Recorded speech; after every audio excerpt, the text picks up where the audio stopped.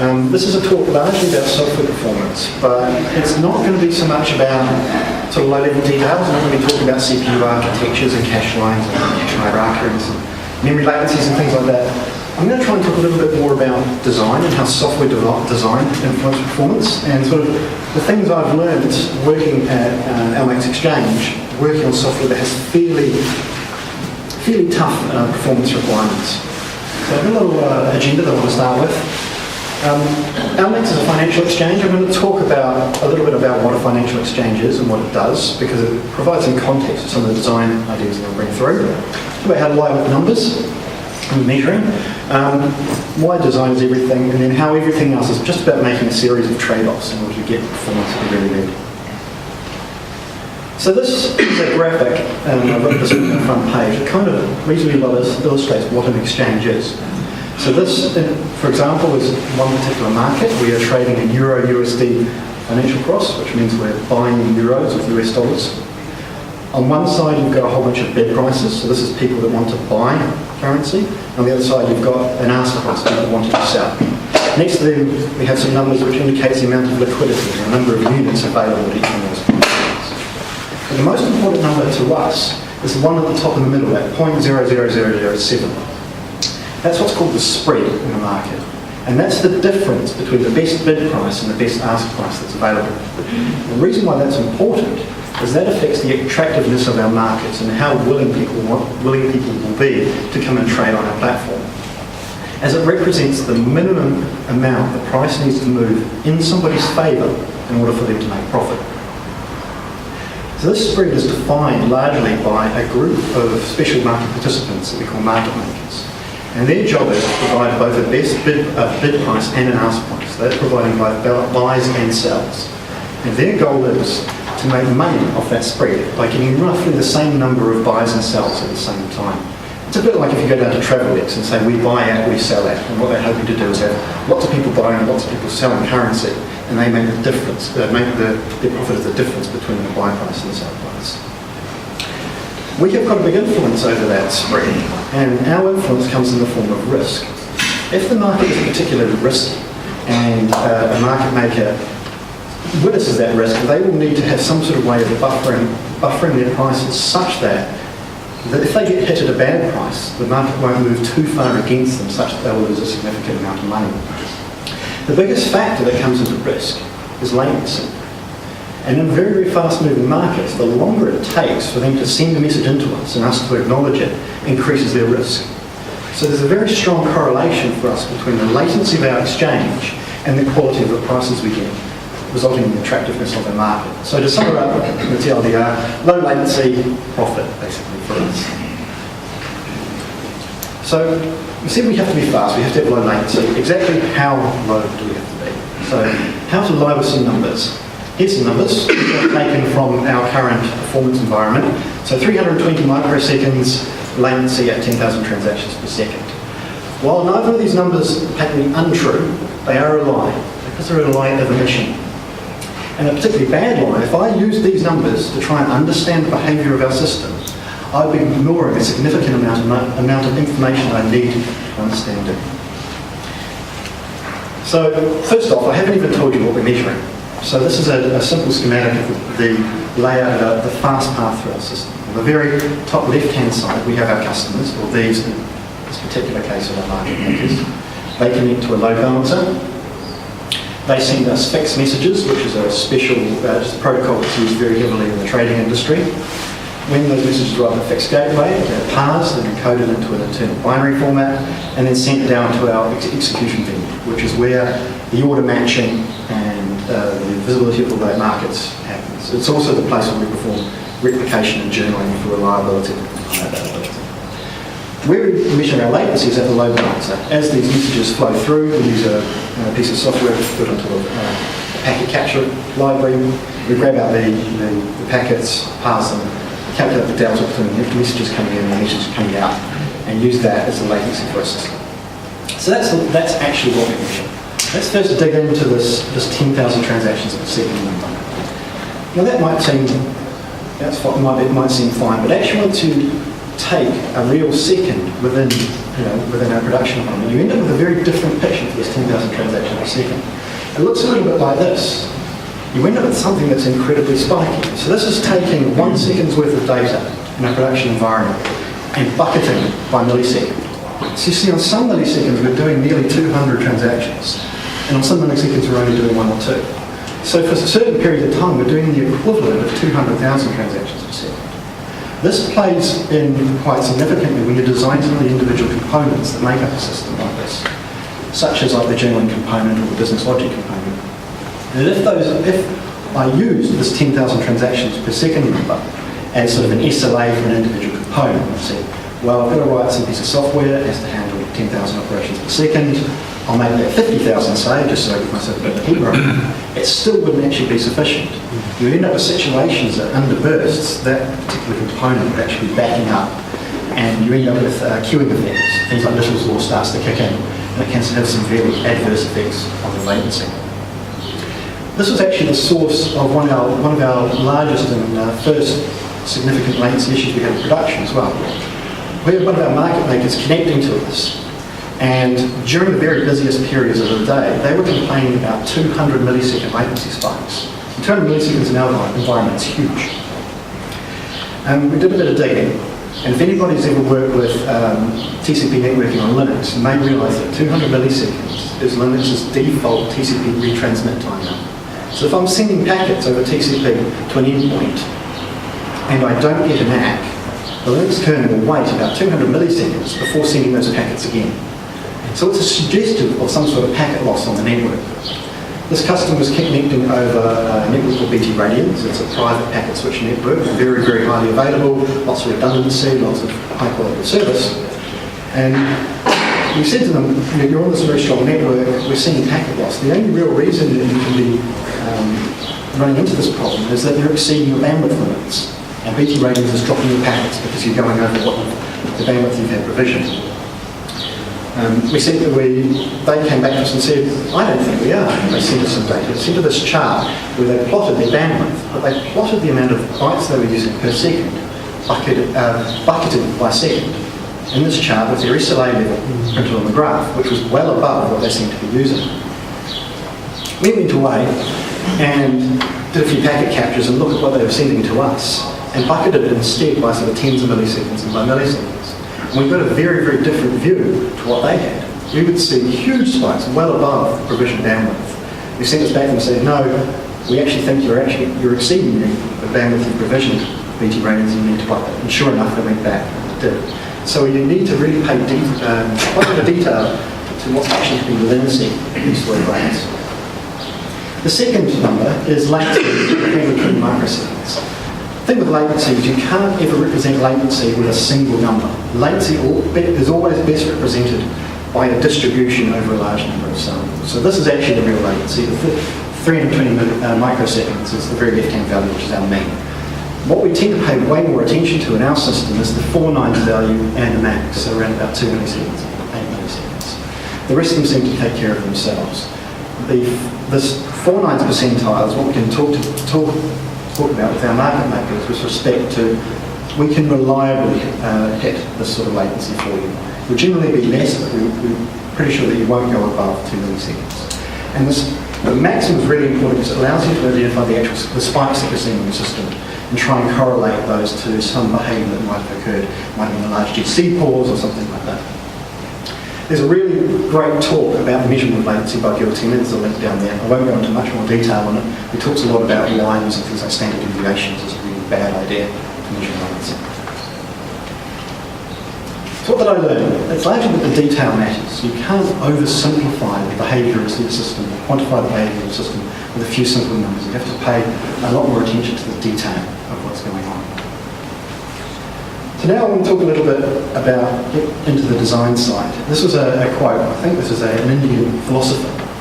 It actually, I think, touches quite closely on some of the things I've learned about software design.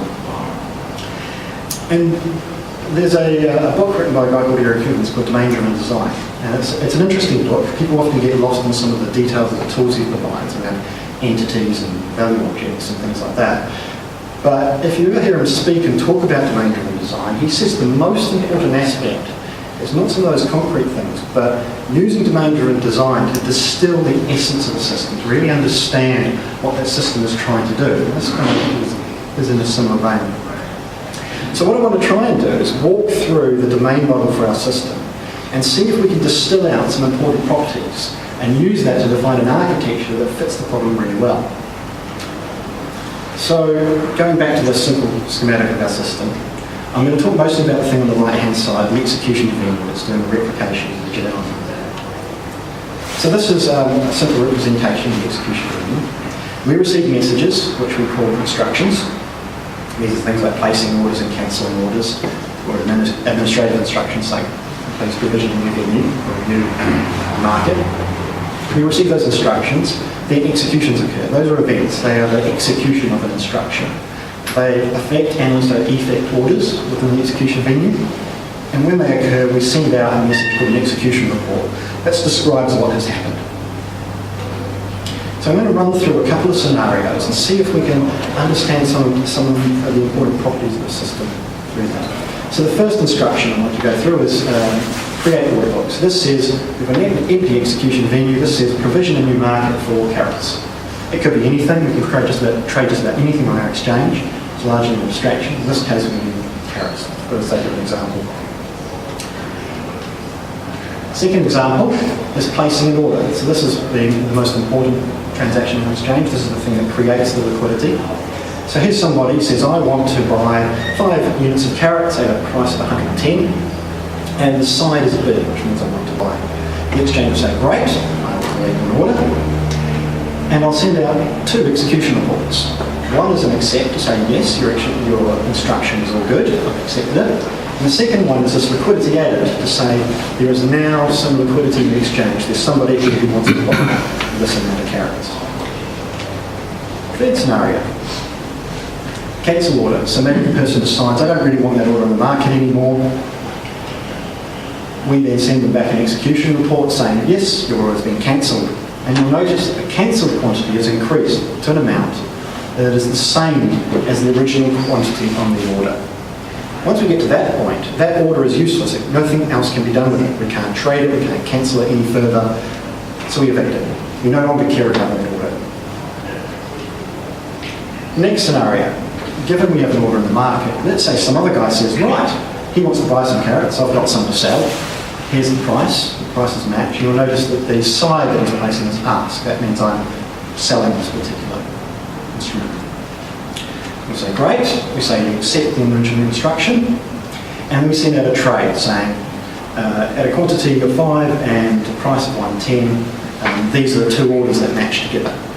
And the filled quantity of the original order that was sitting inside the execution venue is now the same as the original quantity of the order. Because of that, that order can no longer do anything more. It too is evicted. And the final scenario is a place order, but this person happens to want to trade bananas, and we're trading carrots. There's nothing we can do with that. We simply out and reject it. We don't try and do anything smart. We just say, no, go away, go find somewhere else. So there's 3 really interesting properties that come out of those scenarios. The first one is that the entire state of the execution venue is driven exclusively by input messages. There is no additional data coming into the execution venue. 2, the number of entities that we have live in our systems, so the number of order objects floating about, is relatively stable. They're all cancelled or traded. They don't hang around for a very long time. So after a long period of time, we won't have this monotonically increasing resource usage. They'll be a function of the number of instruments we have and the number of market makers we have. They'll remain reasonably stable, which means with the appropriate capacity planning, we could probably run the system completely in memory.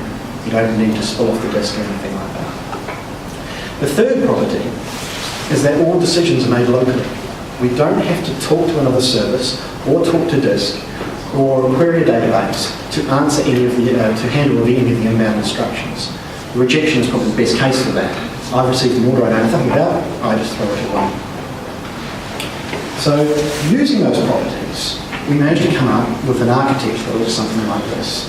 And it's quite lucky, this was actually put together before I joined LMAX, and it's fortunate because I probably would have made a mess of this. So what they did is they focused on those important properties.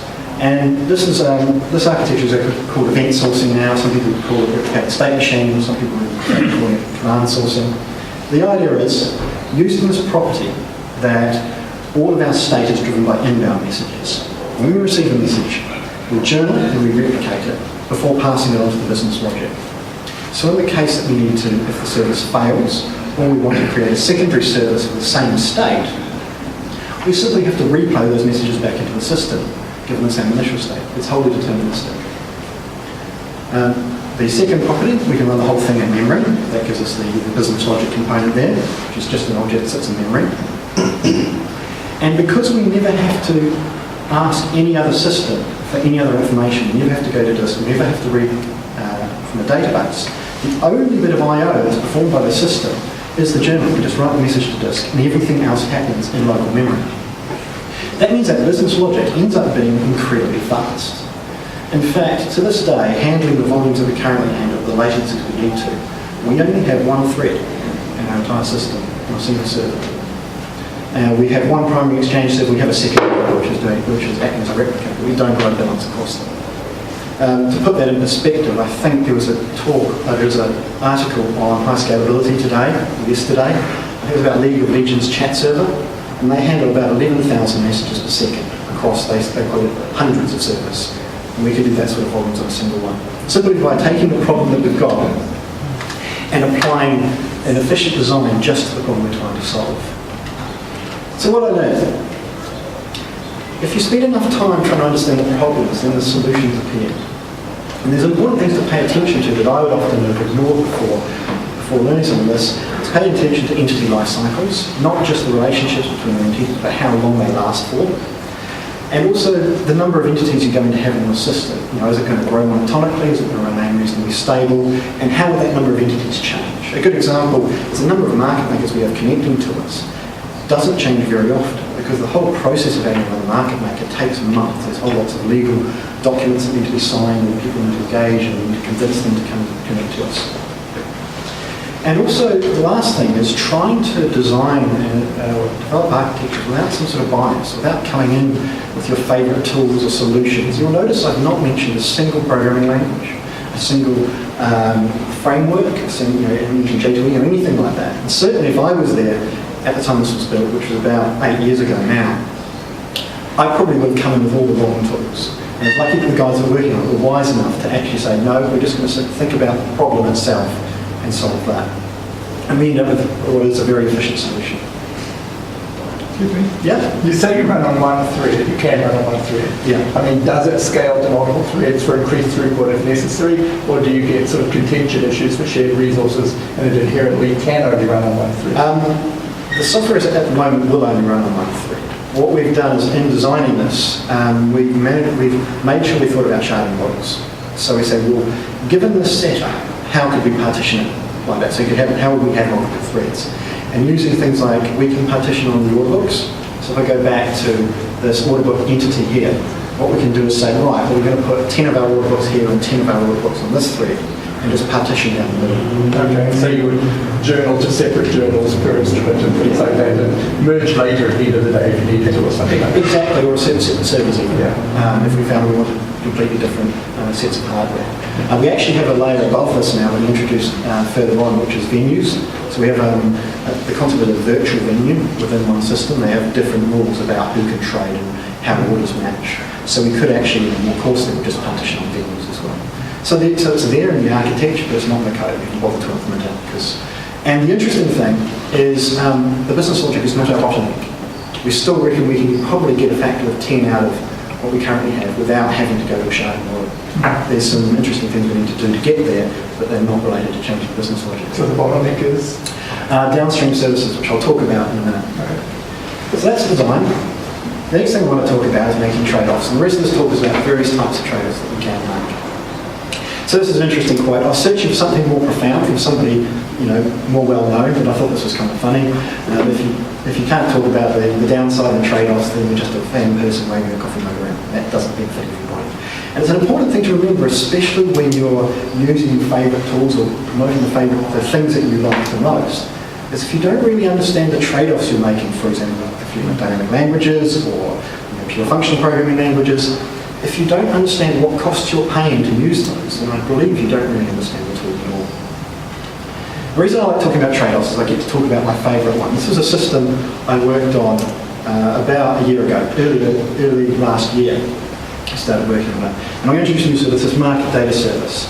So our execution venue has a quirk to it that, given some input rate, we have about a 1 to 16 fan-out rate of messages for a couple of reasons. One, a single order can have about 3 or 4 events, execution reports come out for it. But we also allow bulk orders. So a market maker can actually place 12 orders in a single shot. And this seems to average out to a ratio of about 1 to 16. So for 10,000 messages per second in, we're looking at about 160,000 messages out. And we wanted to add a system that took all these messages and used them to rebuild the state of the exchange. So our surveillance or operations teams can have a look at what's going in the market right now. They can chart the prices over time. They also can go back in history and see what the state of the market was 5 minutes ago, an hour ago, 2 days ago, and actually be able to step through individually, a bit like a debugger and a piece of code, and step through the market as it's changing and see what's happening. But obviously the biggest problem here, and this points to our bottleneck, is this incredibly high volume of messages that we need to handle and store. But essentially this is time series data. We're sending out these execution reports. They've all got a timestamp on them. And our only real query vector for these things is by time. We'll start it at the time of the day and then replay it to rebuild the state of a given market at a given time. So I had a bit of experience building a time series system. I did one for a performance monitoring tool that I wrote a few years earlier. And I used LevelDB for this. So I thought, right, I'll try that again. That'll work well. And so I structured a key, which is based on order book and timestamp. And the nice feature of LevelDB is if you're scanning in key order, it's pretty fast. And I knocked it up, I put a wrap around it, and made this message store, and did a micro benchmark. And I've got about 400,000 messages per second out of the thing. Oh, great. Remember what I said earlier about services need to be able to handle bursts?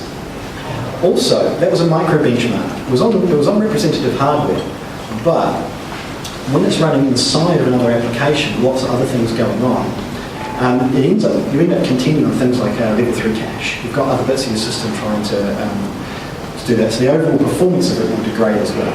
To what it's very hard to quantify.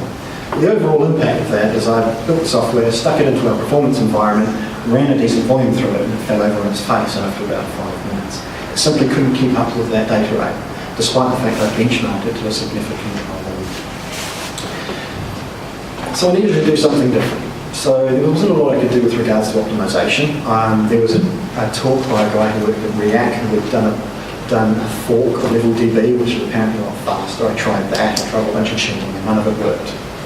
So I had a look at what was LevelDB doing, what cost was I paying there that I perhaps didn't need to pay. So the system, this time series, needs to store these events in time order. If I go back to the execution venue, because of a whole bunch of other requirements and constraints, our execution venue has an ordered top-up between this communications path between the execution venue and the market data service is ordered and is reliable. Also, the execution venue must emit all of the execution reports in time order anyway. So I was actually receiving all the messages in the order that I wanted them stored and indexed.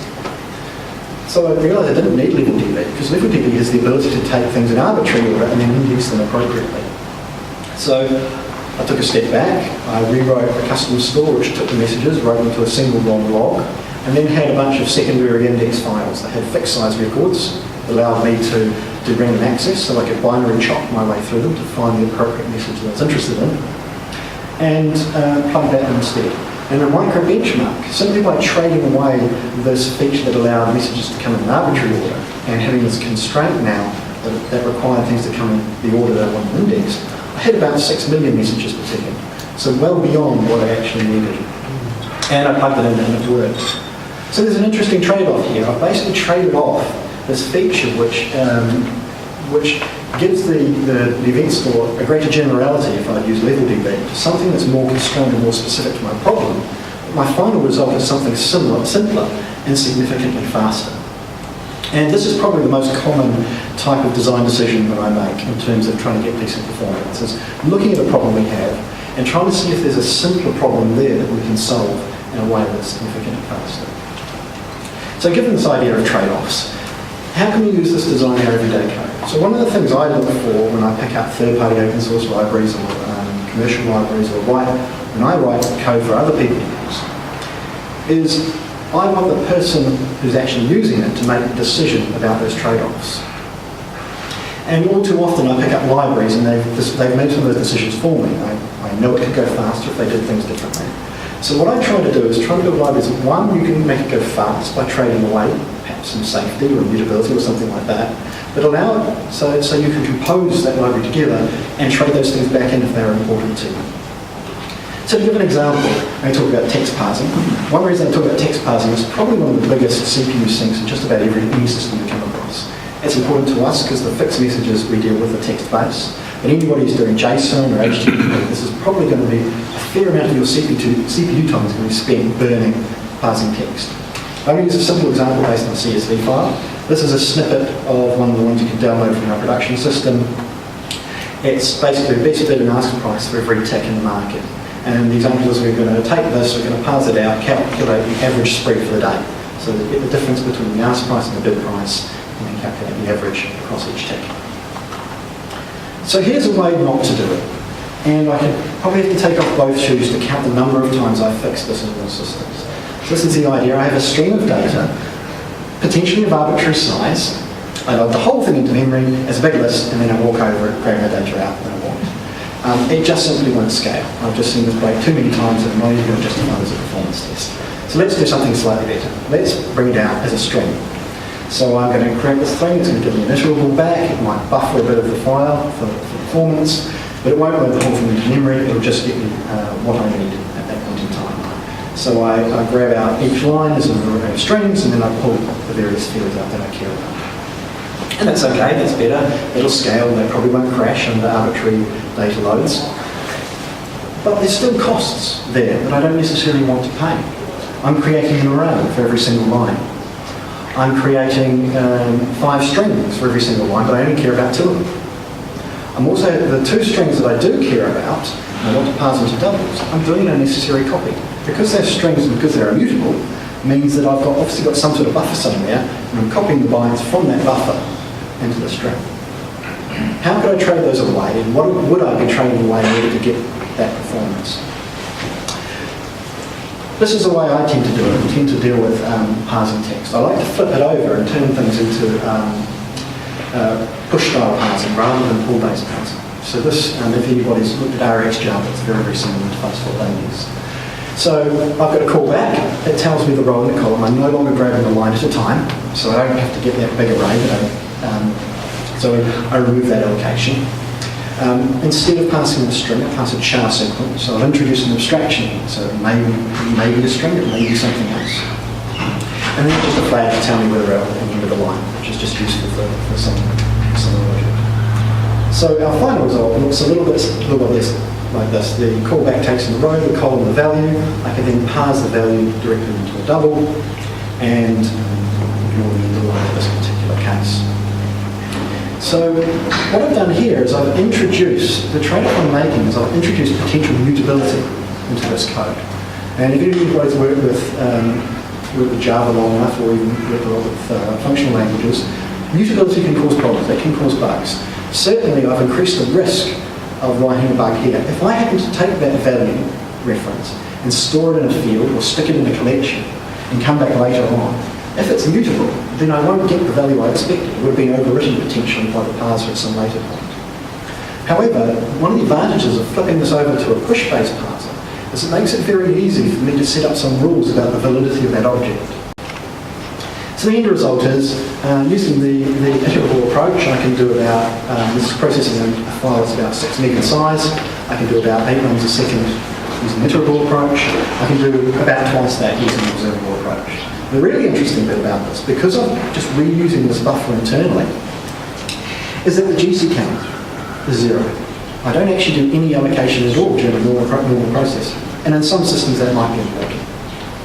However, maybe I do want strings, maybe I do want immutable objects, maybe I do need that safety. The nice thing about this sort of observable approach is it's really easy to compose that on top of it. So I can just add an observable, it converts everything into a string, and you leave that as the interface that your developers get in. And you could perhaps even make that the default, and getting to the one that's faster is, requires some sort of special call or a slightly different call. So that's the first one. So another trade-off, garbage collection. So this is kind of an interesting one. This delves a little bit more into the economic side of trade-offs rather than the technical side of trade-offs. So this is our system about 3 or 4 years ago. And this is a run-through performance environment. And the blue ones, which are the important ones, they're the maximum pause time of our threads during our GC cycle. So this is the amount of time that the new generation is pausing our application for every time it runs the garbage collector. And that's hovering around about 10 milliseconds. We've tuned very heavily for very frequent, but very short pauses because we care about this predictable latency. Then we tried upgrading to Java 7.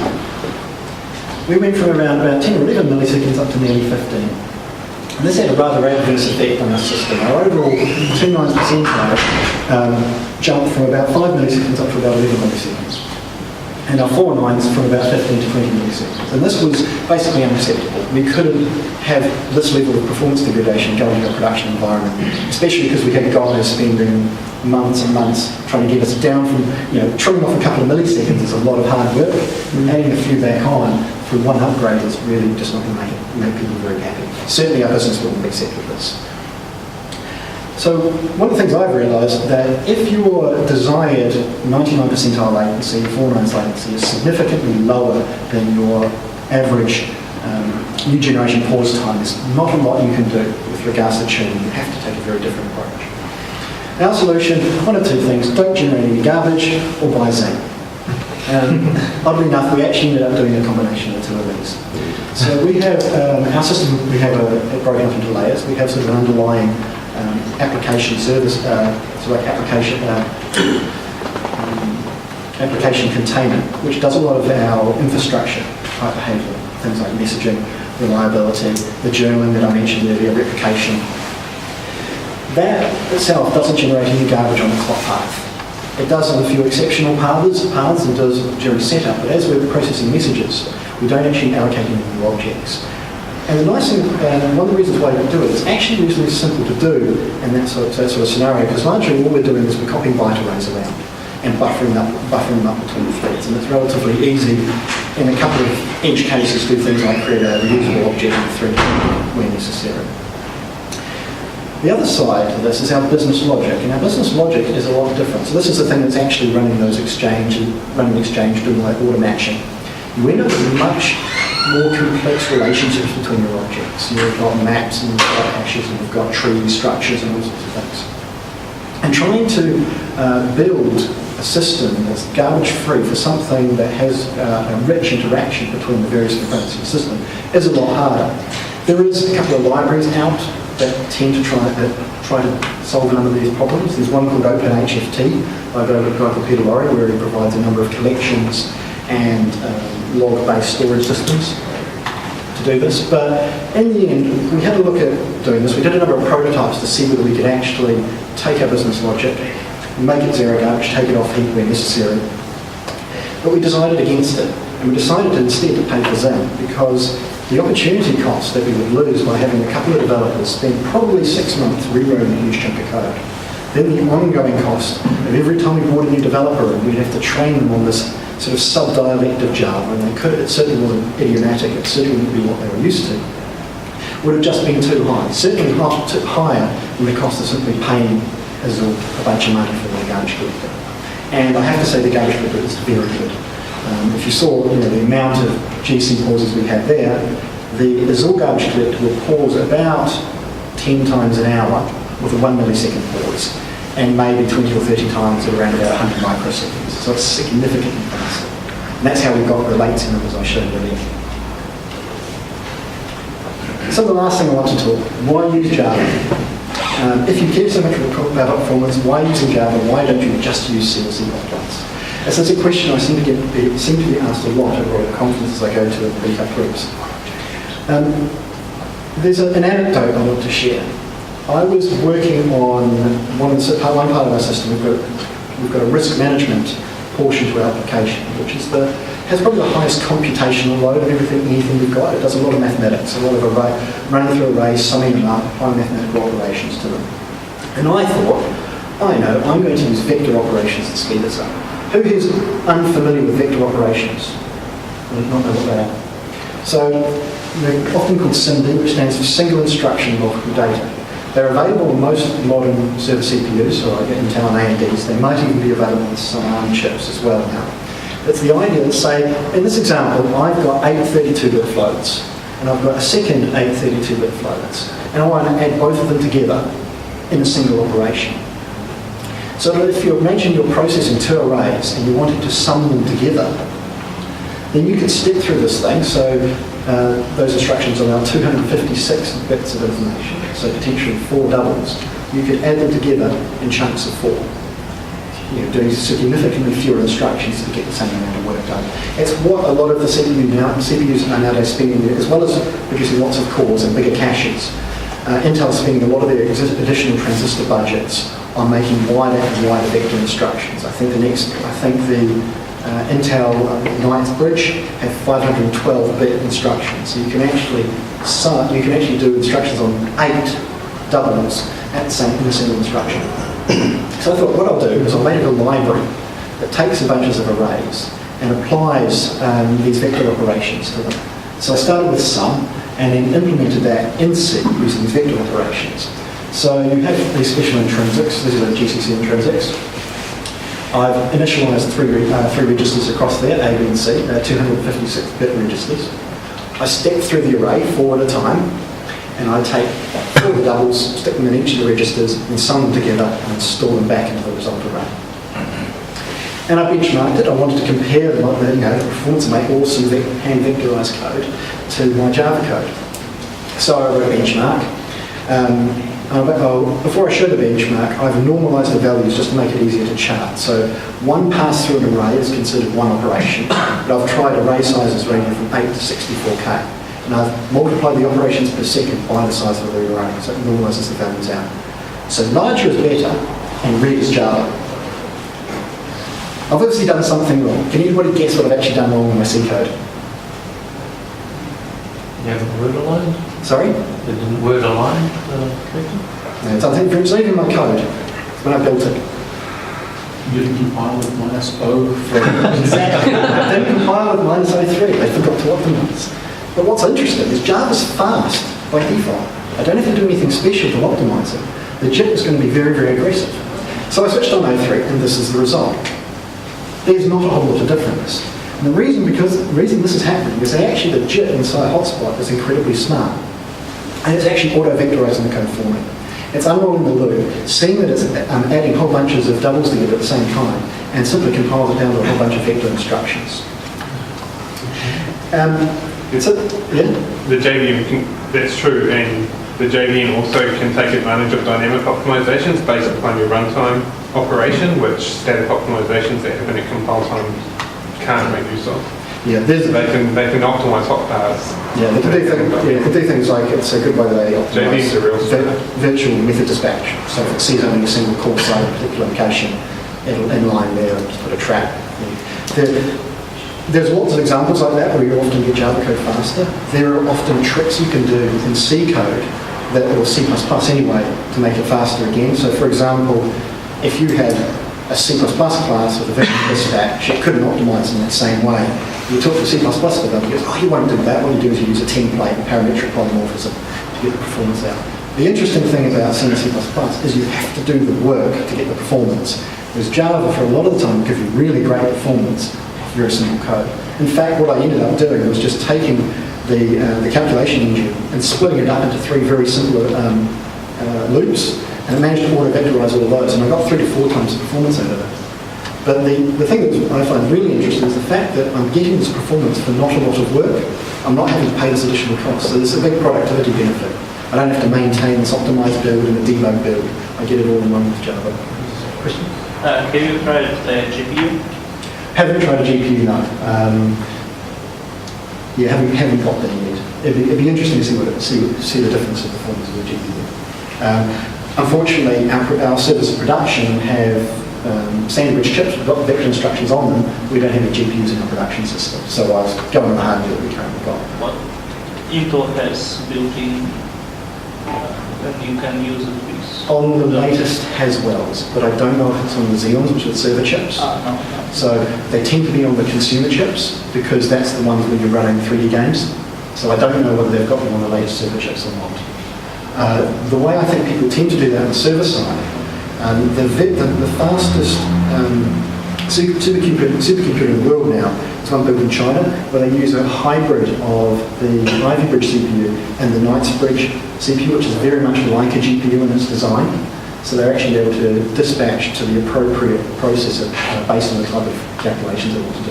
And that's how the largest supercomputer in the world is now built, the fastest one in the world. So yeah, the reason why I tend to stick with Java and C++, this largely comes down to productivity. I'm not gaining a huge amount of performance by going to C and C++. If I was willing to do a whole bunch of extra work, I could probably make it faster. But to be honest, 90 to 95% of the time, we don't care that much about performance. It's only the sort of the hot parts of our code, and there's enough in Java, and there's design decisions I can make to make the system a lot faster.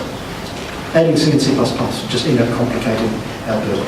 Another really interesting comparison of Java and C++ is this library here. It's called Simple Binary Encoding. This is a binary protocol developed by the FIX group, they do a whole bunch of protocols for financial trading. This is an exceptionally fast binary protocol. You write your schemas in XML and it generates bindings for you. It's about 25 to 40 times faster than protocol buffers. But it has Java and C++ bindings, as well as .NET bindings as well. And the Java and C++ code is about the same performance. I know the two guys that actually wrote the code now are having fights. They sort of beat each other by a few ops per second as they were optimizing. And when they generate the assembly, largely they get to the point where it's generating roughly the same assembly code. It's generating the same instructions as the assembly. So that sort of brings me to the end. Sort of wrapping up on what I learned. The details matter with regards to performance measurement. You have to lift the covers and look at more detail than just some sort of messages per second and understanding the latencies of distribution. Letting the problem drive the solution and trying to design without bias, not take bias and not taking perhaps your preconceived notions of what a solution should look like, but trying to understand what you're actually trying to achieve and solving that. And then understanding the cost benefits of the trade-offs that you're making. Designing to allow other people to make those trade-offs, and also recognising that some of the trade-offs you make are not technical, like the garbage collection decision. It's simply an economic decision that using Zing over trying to rewrite a whole bunch of code is simply a cheaper option. Questions? I've got some links. There's a link to the talk on measuring latency, a link about a bit more detail about event sourcing. The LMAX architecture is a great talk by the software Sam Adams it's about an hour and a half about the whole architecture, and also the source code for that AVX summing code and for the CSV parsing is available.